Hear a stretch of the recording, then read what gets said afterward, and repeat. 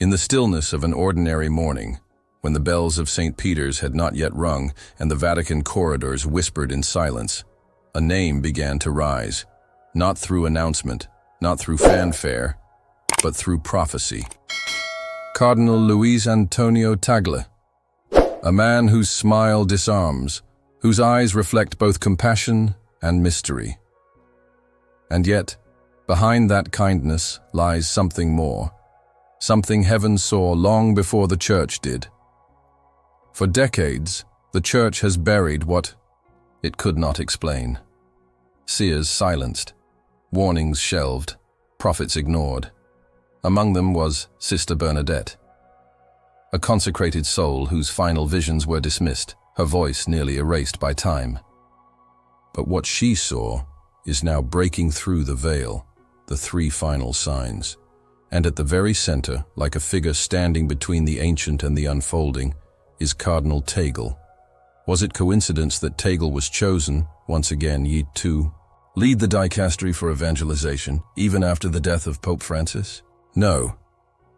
This wasn't just a continuation of duty, it was a confirmation from above.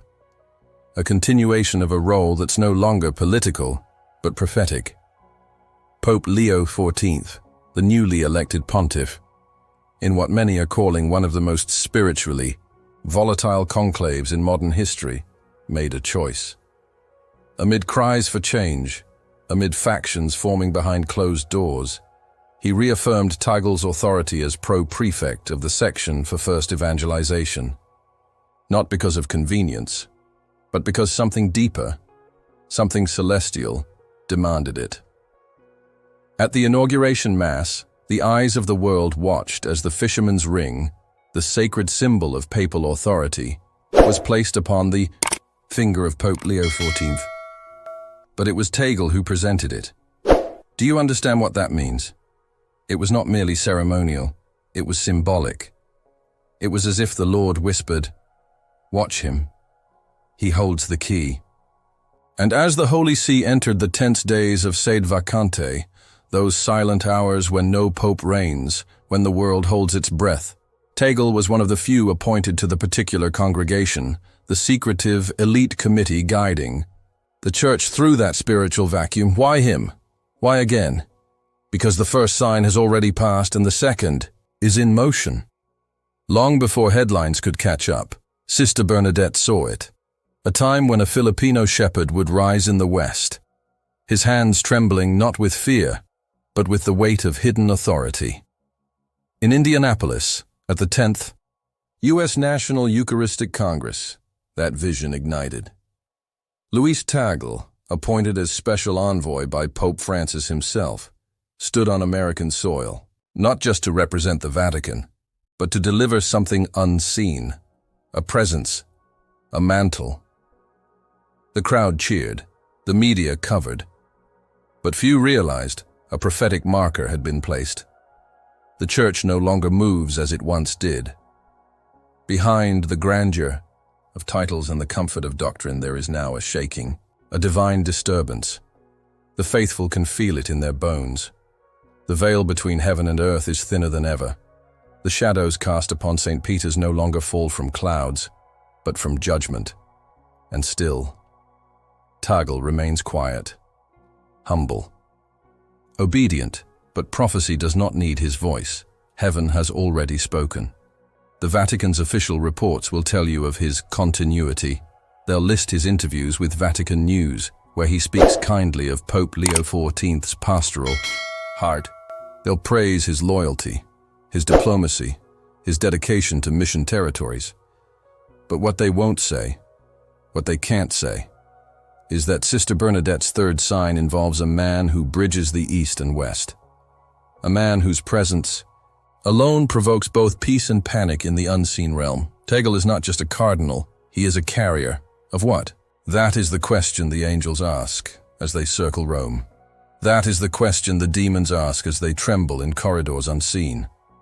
There is a moment coming, and those who have eyes to see will recognize it. It will not be televised. It will not be tweeted, but it will arrive, a shift, an unveiling, and when it does, The name of Luis Antonio Tagle will no longer be spoken as it was, because in Sister Bernadette's journal, the one found hidden beneath the floorboards of her convent room after her passing, a sentence was written in trembling ink. When the ring is passed, and the evangelist remains, the bride shall tremble, for the lampstand will move. And it has begun. Keep watching. They said the journals were just the musings of a dying nun, that Sister Bernadette, in her final years, had begun to slip into poetic madness, scrawling riddles and prophecies in the margins of her Bible, her letters, even on the backs of old rosary cards. But what if it wasn't madness? What if those trembling hands were transcribing heaven's final broadcast? Because now, those same riddles have begun to take shape, not in dream, but in history.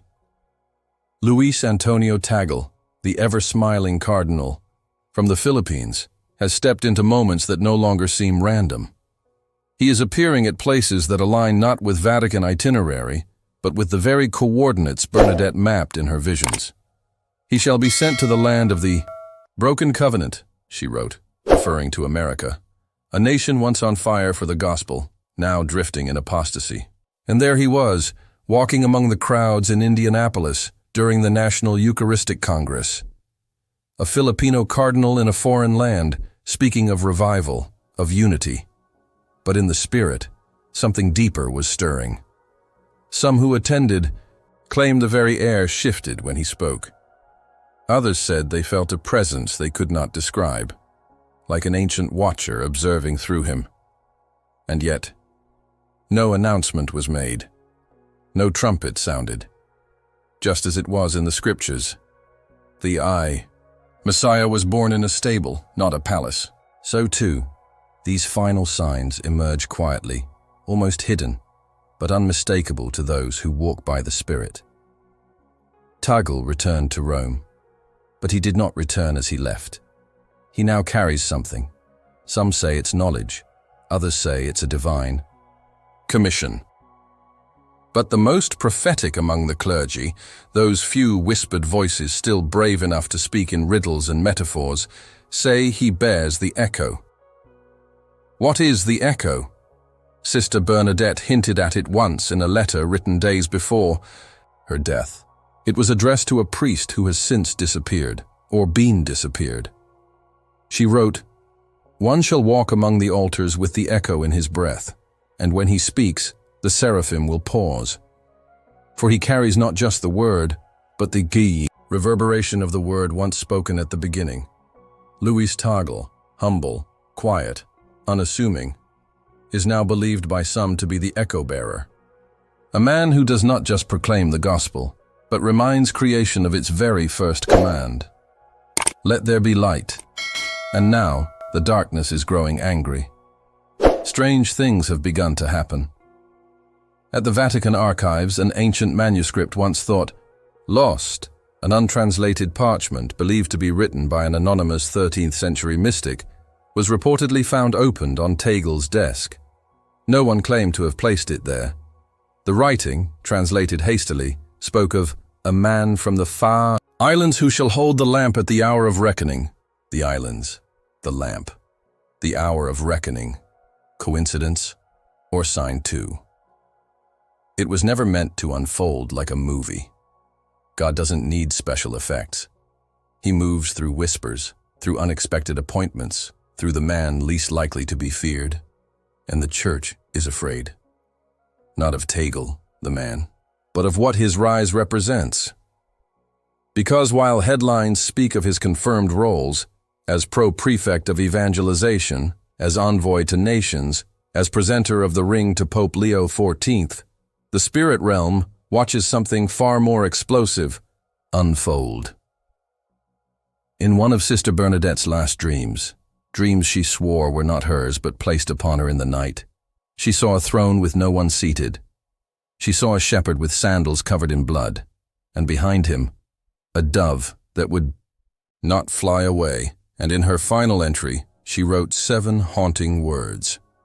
When the dove lands, run to the altar. That altar may soon be revealed. And the dove, some believe, is already descending. All eyes are on Pope Leo XIII, yes. But the throne is only one piece. The man behind the throne is becoming the axis. Tagle walks among cardinals, but the air around him carries the weight of something eternal. He laughs with children, blesses the poor, and yet, when he places his hand on a cathedral wall, stories emerge of weeping statues, of flickering sanctuary lamps long since dimmed. The Vatican is too careful to speak of these things, but the faithful whisper. The nuns know, the monks have begun to fast.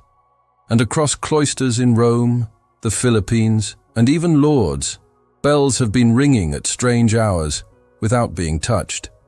Heaven is speaking. And the second sign is reaching its climax. Then listen carefully, because what comes next will shake even the most silent corners of the church.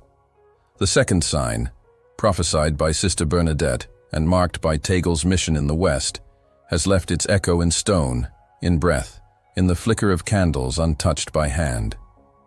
But as the shadow of the second begins to fade, the third now rises like a tide, not fast, but unstoppable. It begins not in Rome, nor in Manila. It begins underground. Deep beneath the Vatican, in chambers only spoken of in whispers, there is said to be a vault. Some call it the Chamber of Silence. Others say it's simply legend, a story to frighten seminarians. But within that chamber, it is believed the final fragment of the Fatima secret rests, sealed in wax, bound in linen. Not for fear of theft, but because opening it too early would fracture time. In her writings, Sister Bernadette referenced it only once, calling it the scroll of the trembling bride. She warned that when the man bearing the echo passes through the outer threshold of that vault, time will begin to bleed. No one expected it would happen. But last week, according to 2 anonymous members of the Swiss Guard, Cardinal Tagle, escorted by 2 high-ranking prelates, entered the apostolic archives through the side corridor normally reserved for the pontiff alone. What did he carry? A small box. No one was told its contents. But the guards said his face had changed, not with fear, with certainty. One guard, shaken and pale, told a confidant later, "I felt like I was watching the beginning of something. I had no right to see, like a scroll opening, not with parchment, but with destiny." He hasn't spoken since. Meanwhile, across the world, signs have begun manifesting in frightening synchronicity. In Brazil, during a private mass attended by only 6, a crucifix reportedly bled from the side. In Spain, a nun claimed to wake with words burned into her bedsheets. "He is not what he seems. He is what I send." And then, the sky. 2 nights ago, above Manila, Cardinal Tagle's homeland, a strange formation appeared in the clouds. Thousands reported seeing it. 3 spirals intersecting over the moon. Meteorologists claimed it was an optical illusion, but video footage revealed something else. The clouds moved against the wind. Some called it atmospheric interference. The faithful called it what it was. The third sign igniting, because Sister Bernadette wrote it plainly. "The spiral shall mark the moment when the bearer walks beneath the vault, and the heavens will answer not in thunder but in patterns. Only the remnant can read. And what of the Holy Father? Pope Leo XIV, beloved, brilliant, brave, has grown silent. His homilies, once vibrant and filled with poetic metaphors, have become clipped, focused, urgent." During the Wednesday audience this past week, he stared for a long time at the obelisk in St. Peter's Square, longer than usual. One of his aides tried to move him along. He didn't budge. Later, he whispered something to Cardinal Grech, overheard by a microphone that was never meant to be on. The hour of transfer is near. He does not know. Or maybe he does. He was speaking, many now believe, of Tagle. What is this transfer? Power? Authority? Or something deeper? Something that predates the papacy itself? In Sister Bernadette's final month of life, she was seen gazing at an icon of the Transfiguration for hours at a time. When asked why, she simply answered, "Because what happened once on that mountain must happen again, but not with Christ alone. This time, it will be the Church." Are we witnessing a spiritual transfiguration? A passing of divine visibility onto a man who never sought the spotlight, who weeps in silence and smiles in storms? Those closest to Tagle have reported subtle changes. He now speaks less, but when he does, his words feel heavy, as if drawn not from thought, but from eternity. One priest said after a private audience, "He spoke 7 words to me, just 7, and I cried for 2 hours. These are not the actions of a politician. These are the echoes of something holy. And still, the Church remains divided. Some believe Tagle is the fulfillment of prophecy. Others fear he is the trigger, but fear and faith often walk side by side, especially when heaven begins to rearrange the board. Last night, inside a convent in Italy, an elderly sister began to scream in her sleep. Her caretaker ran in and found her arms outstretched, her fingers curled in agony. When she woke, she had only one thing to say: "He is standing in the place between the keys and the sword." And the bride is crying because she knows what it means. Do you see it yet? This is not a story. This is not a theory. This is the fulfillment of warnings buried for too long, now rising in full view. Cardinal Luis Antonio Tagle is not just a man. He is the axis upon which 3 final signs are spinning, slowly, silently, but with irreversible momentum. The first has passed, the second is breaking, and the third is already at the gates. Then let every ear that has the courage to hear listen now, because what comes next is not a whisper but a reckoning. The third sign has crossed the threshold. It wasn't with earthquakes, it wasn't with flames, it was with a silence, a sacred stillness that descended over certain places at the same hour, across 3 continents, without coordination or warning. 3 a.m. In Rome, a group of seminarians gathered in the chapel of the North American College felt an overwhelming compulsion to kneel. None of them had planned to meet that night. Some had woken from sleep with tears on their faces. One later described it as being pulled by an invisible rope made of prayer. Across the ocean, in a small Marian shrine in the Philippines, the very shrine where a young Luis Tagle once served as an altar boy, the statue of the Virgin began to glow faintly. It wasn't filmed. There were no crowds, but the priest who witnessed it fell to his knees and wept uncontrollably. He could only say, "She turned her head. She turned her head toward the west." And in Lourdes, where Sister Bernadette first received the divine visions that changed the Church forever, the spring water ceased for 7 minutes. 7. Just like the scrolls, just like the warnings, just like the silence in heaven before the 7th seal in Revelation. These aren't coincidences. They are convergences. And still, in the middle of it all, walks Cardinal Tagle, calm, invisible to those who look only with the flesh, yet blazing like a torch in the spiritual realm. Those close to him say he has started rising earlier, praying longer, speaking less. He's been seen more frequently before the Blessed Sacrament, alone, long past midnight, and when asked what he's praying for, he only says, "Courage." Why would a cardinal known for peace need courage? Because prophecy is not a crown, it is a crucifix. There are rumors, quiet but growing louder, that Pope Leo XIII is preparing something unprecedented, a gathering, not of bishops, not of political figures, but of seers, of the hidden, the unknown, those who have remained obedient in the shadows, receiving visions, dreams, and burdens from heaven for years, even decades, and reportedly, at the center of this unseen gathering, will be Cardinal Tagle. Why? Because something is about to be revealed. Something so dangerous, so spiritually disruptive, that the Church has kept it sealed under layers of canon law and centuries of fear. A document. Not just any document. The Sayao. Last addendum to the Third Secret of Fatima. Yes, the Church publicly released a portion of the Third Secret in 2000. Yes, they claimed it was complete. But insiders have long known there was another page, handwritten by Sister Lucia herself, passed directly to Pope John Paul II, and buried deep in the archives without footnote or trace. It is said that page contains a name heaven chose.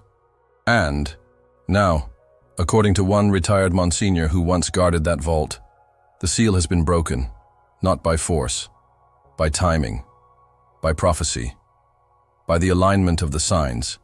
Exactly as Sister Bernadette foretold, the document is said to begin with these words: "In the hour when the moon bleeds and the west forgets the flame, one shall carry the key wrapped in flesh, not to open a door, but to seal what cannot."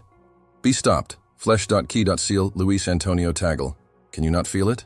This is no longer about titles or duties. This is not about curial positions or diplomatic assignments. This is about divine alignment.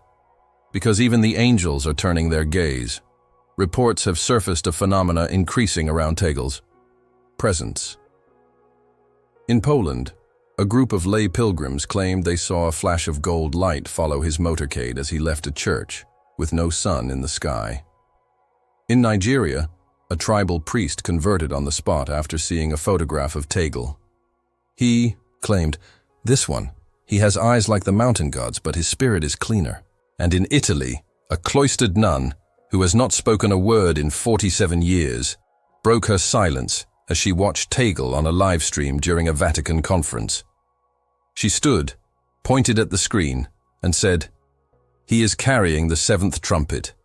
He does not know it, but he is the sound before the fall. The seventh trumpet, the final blast before the veils tear, before the division is made, before the church is pressed like grapes in the winepress of decision. And now, all of heaven leans in, not in fear, but in holy anticipation. Because the time of masks is ending. The time of revelation is beginning. You feel it, don't you? The world has changed, not in fire, but in rhythm. A divine countdown has begun, not measured in hours, but in events. And as each piece falls into place, the Lord is lifting the curtain. One figure stands at the edge of that veil.